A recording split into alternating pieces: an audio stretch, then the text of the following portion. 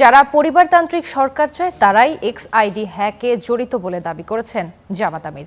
নারী শিক্ষার্থীদের মাস্টার্স পর্যন্ত লেখাপড়া সরকারি খরচে করানোর আশ্বাস দেন তিনি। সেই সাথে বৈষম্য দূর করার পাশাপাশি সবার জন্য ন্যায় বিচার নিশ্চিতেরও প্রতিশ্রুতি দেন।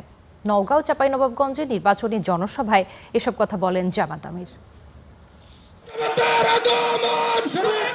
নওগাঁ শহরের এটিএম মাঠে জামায়াতের নির্বাচনী জনসভা। এতে প্রধান অতিথি হিসেবে যোগ দেন দলের আমির শফিকুর রহমান।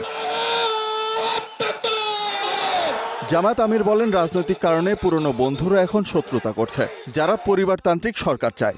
5 তারিখের পর থেকে আমাদের রাস্তা হয়তো একটু পৃথক হয়ে গিয়েছে। আমরা ওটা চাচ্ছি না, আমরা একটা ঐক্যবদ্ধ বাংলাদেশ চাচ্ছি।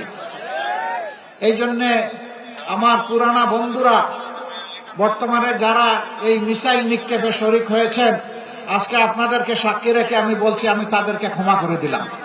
নারী শিক্ষার্থীদের জন্য মাস্টার্স পর্যন্ত সরকারি খরচে পড়াশোনার ব্যবস্থার আশ্বাস দেন জামাত আমির। প্রতিশ্রুতি দেন নওগাঁকে কৃষি শিল্পের রাজধানী করা সহ নানা উন্নয়নের। এটা যেহেতু কৃষি প্রধান এরিয়া, এই কারণে আমরা ইতিমধ্যেই ঘোষণা দিয়েছি, পুরা নর্থ বেঙ্গলকে আমরা ইনশাআল্লাহ কৃষি শিল্পের রাজধানীতে পরিণত করব ইনশাআল্লাহ। নওগাঁর পর চাঁপাইনবাবগঞ্জের জনসভায় বক্তব্য রাখেন জামায়াত আমির। বৈষম্য দূর করার পাশাপাশি সবার জন্য ন্যায় বিচার নিশ্চিতের আশ্বাস দেন তিনি।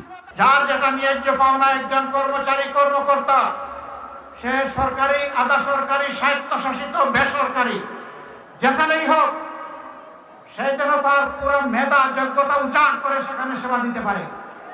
আর রাষ্ট্র এবং নিয়োগকারী সংস্থাও যেন তাদেরকে সম্মানের সাথে বসবাস করার মতো সুযোগ তাদের হাতে তুলে দেয়। আমরা তা নিশ্চিত করবো ইনশাআল্লাহ। পুরনো বন্দোবস্তকে বিদায় জানাতে গণভোটে হ্যাঁ জয়যুক্ত করার আহ্বান জানান শফিকুর রহমান। গণভোটে কি বলবো? শোভন মাহমুদ খান, স্টার নিউজ।